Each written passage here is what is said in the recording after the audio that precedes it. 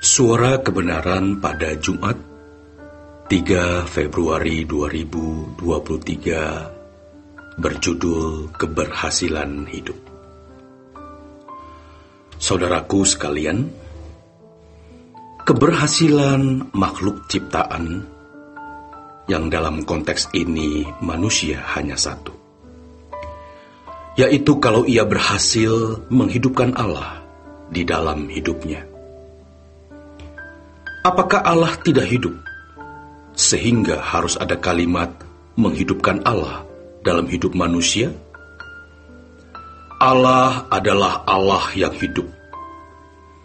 Allah benar-benar nyata, ada, dan hidup. Tetapi kenyataannya, banyak orang yang tidak mengalami Tuhan, tidak berinteraksi, berhubungan dengan Allah secara benar, sehingga karakter, watak, sifat-sifat Allah yang adalah Bapanya tidak tertular, tidak terimpartasi di dalam hidupnya. Padahal Bapa di surga sejak semula merancang manusia segambar dan serupa dengan dirinya. Kalau orang tidak menghidupkan Allah dalam hidup, pasti dia menghidupkan yang lain. Siapa? Tak lain dan tak bukan adalah kuasa kegelapan, iblis atau setan. Ia berinteraksi dengan setan, yaitu dalam bentuk hidup yang tidak sesuai dengan kehendak Allah. Perilaku yang tidak sesuai dengan standar kesucian Tuhan. Kalau itu terjadi selama bertahun-tahun, maka akan membuat seseorang bersifat iblis, berwatak setan.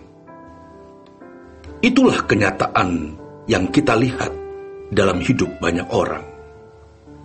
Kita dulu juga begitu. Setengah begitu, paling tidak. Kita menghidupkan pikiran, perasaan setan di dalam diri kita. Karenanya, saudaraku, ada pikiran-pikiran jahat, dendam, kebencian, pikiran cabul, pikiran pemberontakan terhadap orang tua, ketidakrelaan orang lain terhormat dan berhasil, dan lain sebagainya.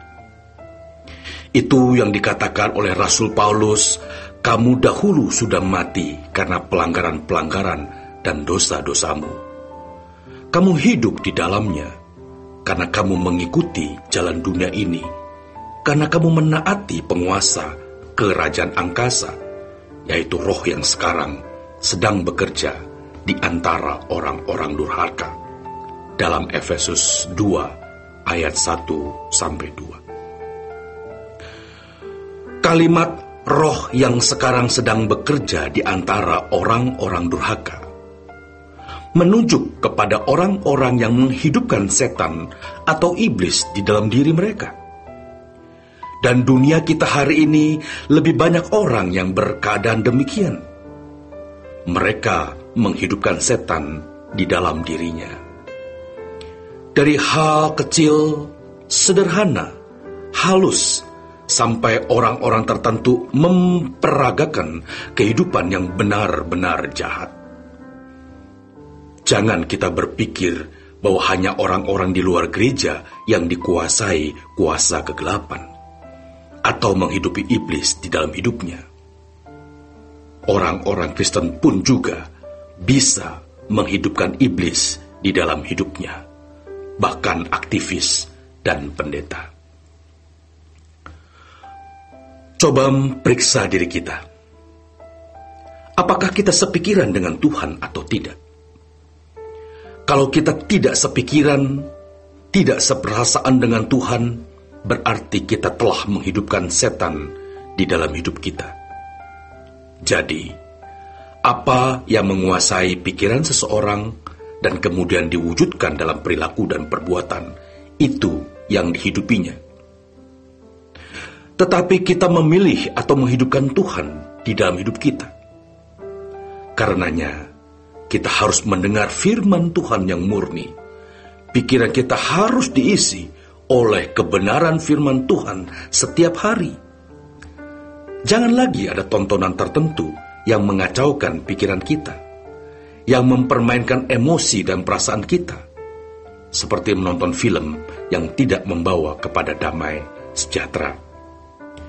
Memang, saudaraku, tidak semua film itu buruk, tetapi ada film-film yang hanya mempermainkan emosi dan perasaan, dan itu membuang waktu kita dengan sia-sia. Bukankah lebih bijaksana dan menguntungkan kalau kita mengisi pikiran kita dengan kebenaran-kebenaran, yaitu dengan firman?